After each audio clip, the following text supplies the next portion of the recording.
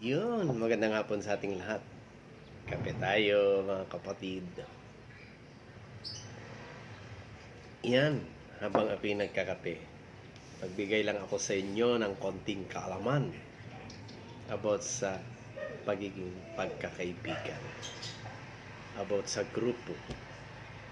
Yan, bigyan ko kayo ng konting kaalaman kung paano yung grupo, paano nangyayari ang grupo. Meron tayong tatlong bagay.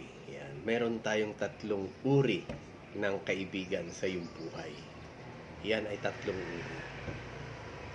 Maliban lang kung may dagdag tayo.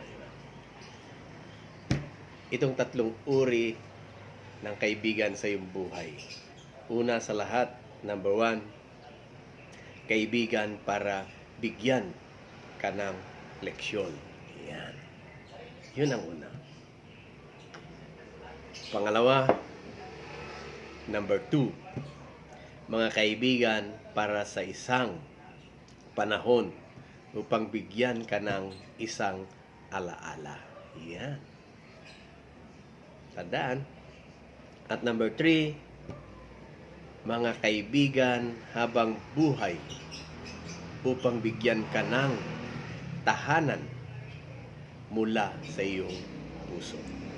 Yan ang number 3. Kaya, alamin ang pagkakaiba at pumili ng matalino, may isip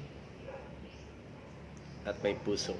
Gamitin para makapili ng totoong kaibigan mo sa buhay. Yan, hanggang sa muli, kape tayo. Okay guys, sana may napulot kayong aral. Sana ibagi ko ngayong hapon. Thank you so much. Hanggang sa muli. Bye-bye.